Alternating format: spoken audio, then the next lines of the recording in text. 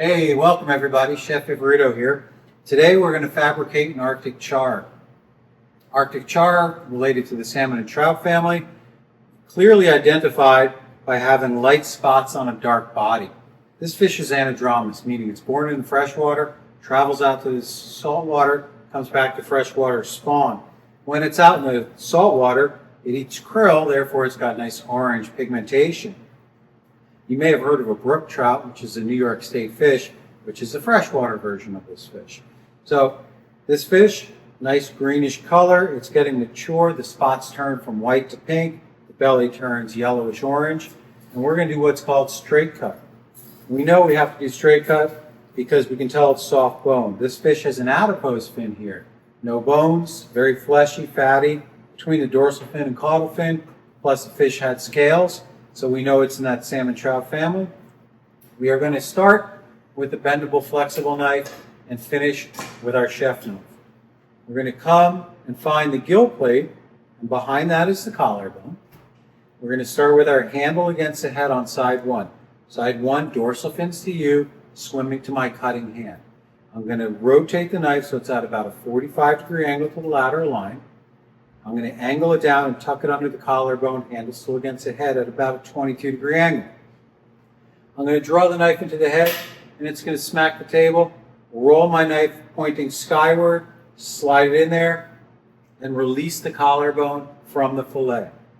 I will then go in there and feel for the spine. I can hear it, I can feel it. Use all your senses. Roll the knife over on the spine, angle it backwards off the table, slightly into the spine, and lift the belly with your 4 non-cutting fingers. Draw the knife downward, slicing through the first few ribs. When that's down, please do not bend the fillet up. Just gently lift it, slide your chef knife in there, angle backwards slightly into the spine, lifting the belly the whole time with your 4 non-cutting fingers. Draw the knife back, push it up, move your hand. Back, push it up, move your hand. Never let the knife cross the center line of your body, because until you have control over it, it may lift. We're going to gently remove that fillet, put it off to the side, and to assess our work, we'll say we can see the dorsal bone, so we can't get closer there.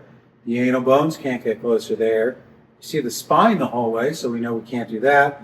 And the ribs were removed, they're there. We're going to take some paper towel, and we're going to gently dry this moisture and oil off the fish. 2 hands roll it.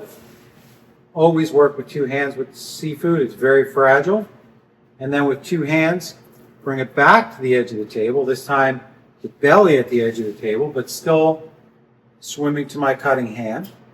Side 2, I like to start with the tip equal with the eyeball. Come over the gill plate, knife tip still pointed to the head. Cut into the head and release behind the pectoral fin. Now my collarbone separated from the fillet. Gently put my knife in there and roll it so I feel the spine. Roll it over, tip towards the table. Lift the belly with your thumb this time. Cut through the first few ribs. Once again, do not bend the fillet up, just lift it up enough to get your knife tip in there. I like to keep my tip on side 2 pointed towards the tail. Tip towards the table, and in nice slicing motions, come out through the tail. With 2 hands, gently remove the fillet, and we'll place our frame off to the side. You'll notice that the anal fin usually sticks to one side or the other. So on this side, in order to not have that trip us up later, we're going to slice right behind it at the angle at which it grows. Doesn't make sense to cut through the fin, because that would leave bones behind. We'll remove that. And then I have rib bones. The rib bones, I need you to keep your knife flat. Don't angle it. Flat on the fish. Gently push the ribs up, and then draw the knife towards you to release them off the belly. Then to release them off the fillet in a slicing motion away from you, scraping the backs of the bones will remove them, doing the motion of cutting high to low, out to in. On this side, I can lightly push my belly up, flatly cut behind the ribs to release them, and then to remove them, scraping the bones, working away from me, the whole time. So I've got a great yield. I see a little bit of the anal fin here, shave behind it. That fillet is almost ready. This fillet I'm going to swim towards me. I see, can't get any closer than that. So I'm going to slice right behind here. Maximum yield, thin to win.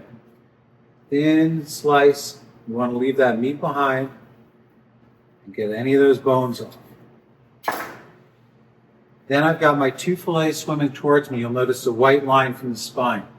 Between the spine and the dorsal fin, on soft boned fish, if we gently brush back, you're going to see pin bones. And we want to pull them towards the head. That is the best direction. Do not pull them this way. You put gaping holes in the flesh. So with the tip of your knife, just lightly, the tip of your pliers, just lightly grab them. And in a quick flick of the wrist, pull them out. If you're using tweezers, you may want to be careful of how much pressure you apply because you don't want to cut through them. It does not matter if you use tweezers or needle nose pliers, the result should still be the same. The pin bones need to come out. Always double check your work because you're bound to miss one or two, like I did here. There you go. And then on the other side, quite simply, brush them back and then pull. It's a very methodical movement. If you buy fish fillets and the pin bones are in them, they are referred to as PBI. So this technically would still be Arctic Char, fillet, PBI. This side would be PBO because the bones are out. I'm working on getting this one to be PBO.